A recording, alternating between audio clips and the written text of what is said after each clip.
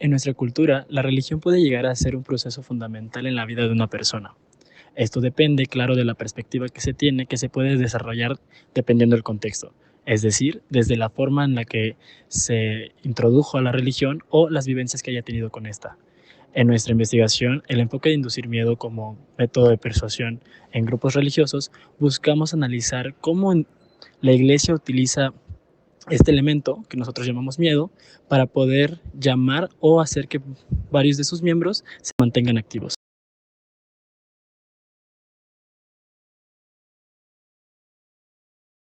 Para iniciar, nos gustaría definir el miedo, que según el diccionario de la Real Academia Española, el miedo se refiere a la perturbación angustiosa del ánimo, por un riesgo o daño real o imaginario, así como el recelo o la aprensión que alguien tiene de lo que suceda algo contrario a lo que se desea.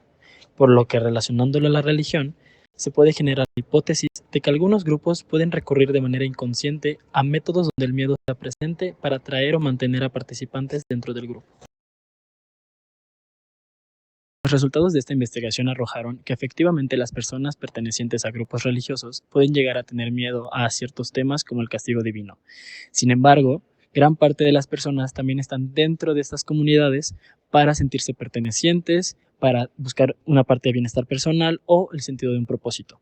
Muchas de estas religiones tienen ciertas leyes o reglas que están relacionadas justamente con el castigo, pero que las personas al cumplirlas o seguirlas pueden llegar a sentir cierta satisfacción o alegría. Cabe recalcar que los participantes predicaban diferentes religiones, desde la católica, la cristiana o la mormona. Sin embargo, comparten su percepción del miedo por las creencias que se les han inculcado dentro de la religión y les han hecho creer que solo si cumplen con las normas establecidas podrán obtener la eternidad. También se cree sobre las predicciones apocalípticas. Esto incluye terribles sufrimientos próximos que son como un castigo por los pecados cometidos de los creyentes. Por lo tanto, las personas que predican esta ideología dentro de los grupos religiosos la enseñan como una costumbre que no se cuestiona los ideales porque es parte del tener fe.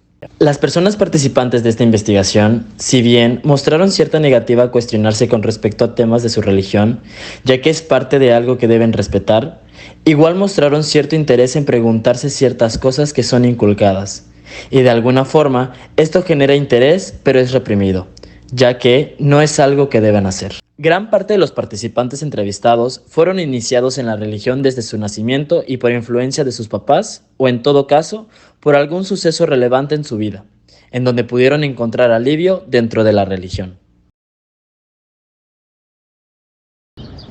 Para concluir, la investigación nos arrojó que las personas participantes de los grupos religiosos, sin importar cuál de estos sean, no siempre son conscientes de las diferentes actitudes o actividades que pueden llegar a generar este miedo interno. Sin embargo, puede ser una razón importante de por qué se sigue manteniendo dentro de estos. Cabe recalcar que también esta actividad no se hizo para desmeritar a ningún grupo, sino para poder dar a entender y a reflexionar a las personas que participan estas actitudes que pueden ser un tanto negativas. Y de esta forma poder cambiar esta idea a temer, a poder aprovechar más las enseñanzas de cada religión.